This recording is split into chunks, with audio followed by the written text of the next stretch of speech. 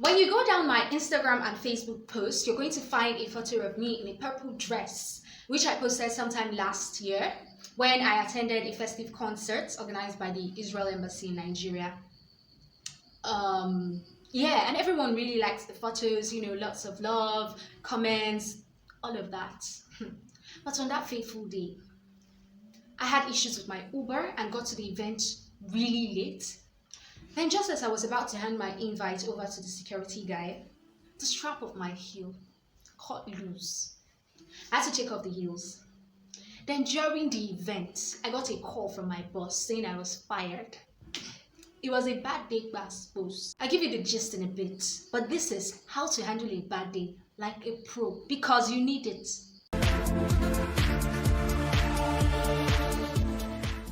Hey guys, welcome back to my channel. This is Talk Time with Antonietta. My name is Antonietta Kalunta. If this is your first time, quickly hit subscribe and turn on the notification bell so you can get notified each time I make a post. Now, just in case you're looking for the legendary backdrop, I feel what I'm wearing is a little too colorful, so I just, shifted from the usual background, really.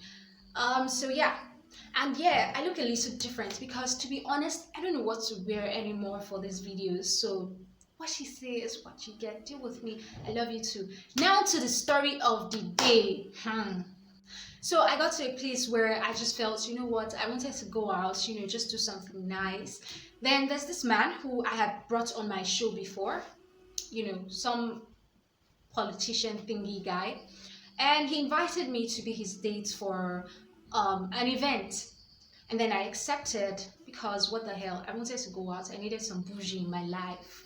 So I told my boyfriend about it. I told him about it, and he wasn't so cool. So that already put down my mood on the entire event thingy. So I decided I was going to go anyway.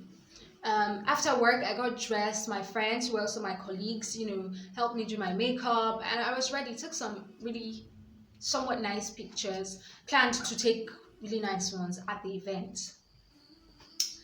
I got my Uber, and then we're going, and the Uber guy says there's a problem with the address I gave him. So I started to call my date who wasn't picking up. Then I said, okay, just keep moving. He'd definitely call me back. So he finally called me back, and then they spoke, and the Uber guy says, yeah, he knows where he's going to. We ended up going in circles and circles and circles until we finally found the place. By then I was already pretty late. My date asked me to, go in front of him because the event was strictly by invitation, so I needed to show my invite. And as I was about to hand the invite to the security guy, I just felt really free in my legs. So I said, oh my God. And he was like, what is it? Because the guy was already even pissed, really, to be honest. So the tension, everything was really odd. So he was like, what is it? And I was like, my shoes just got loose. So he asked me to stay there. I had somewhat like a spare. I had some flats that I dropped in his car when I came down from the Uber. So he went to get that for me, came back. So on my really nice gown, I had to wear some really funny flats.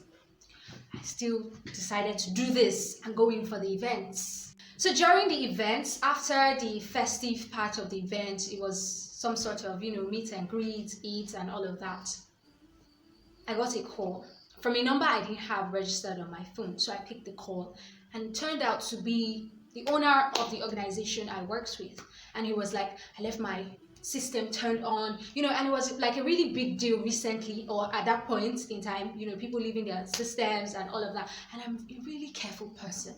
So at that point, I was thinking, because some of the guys usually use my system when I leave. So I was trying to see if I wanted to say probably is one of those guys, but at the same time, I don't want to push the blame because it could also have been me. I was trying to remember, so I was just quiet, and he talked and talked and talked. And, he was so pissed. And then he was like, you know what, I've told them. So what do you have to say? And I didn't say anything. And he was like, you know what, I've told them you shouldn't resume tomorrow. Blah, blah, blah, blah, blah, blah. And at that point, I'm not one to curse, but I remember vividly what was in my head was like, you know what? It will dampen your mood definitely to feel like, oh, you were let go of rather than, I quit or something. So It hit me, but at the same time I was like, okay, could this be good news? So I was just in that phase, but definitely it added to the fact that I wasn't even happy already. So my day was just, and look at me, everyone is looking peng, I'm here embarrassing my generation with some funny flats on my gown, like everything was just there. Then the event finished, my date dropped me off, so I went home. I just slipped out of my clothes and just lay on the bed, and I was just crying. Then I picked up my phone and everybody was so much hearts, comments on WhatsApp. People really liked the photos I posted and stuff. So I was just commenting, loving everybody back up and stuff. And I just decided at that point that by morning, probably, I'll deal with my life. But at this point, I'm just going to enjoy the fact that I'm a pretty girl and I have made some progress in my life. And you know what? I'm just going to respond to these people who really like me at this point, who like my photos. I'm just going to respond to them. I feel like my life is okay. By morning, I cannot handle the fact that I'm probably jobless. And that's the story of my worst bad day. Anyway, the office later called me back, and then I went back, and after a few weeks I finally resigned. So looking back, I know I didn't handle that day well. I didn't handle even the couple of episodes that happened after properly. I feel like on such days, one key thing we need to do is remember the nice things that have happened. Remember the good things that have happened to you. We need to start to compartmentalize things or those specific problems. So it's better to say, you know what, my boss has been cranky this morning, or you know what, I had a flat tire, rather than saying I'm having a bad day, because we're already projecting that bad energy on the remaining hours of the day. Remember that your problems are not special. You're special, you're unique, but your problems are not. So don't give them more power than they deserve. Assume control. Sometimes we feel really miserable because you feel powerless. You feel like you can't control the things that are happening to you. But on such days, you need to identify the things you actually can control and take control over them, and then accept the ones that you can't. So you don't end up beating yourself over things you really can't control. So basically, you find things that you can do, find it, no matter how small the task is, find a task you can accomplish and do it. Take care of your physical needs. Eat something nice, take yourself out, get something you like, take out time to rest, spend more time in the shower, relaxing. Just give yourself a treat. Get a massage. Give yourself a treat. It helps you feel better. Think better thoughts. Your perception of reality has a lot of projection on your actual reality. So if you start to look at your day as dark and sad simply because of one event, you're definitely going to find more reasons to be sad. Do nice things for someone else. Doing something nice without an agenda has a way of shifting your mood to a place of kindness and gratitude. Laugh. Find a way of hanging out with people that make you laugh.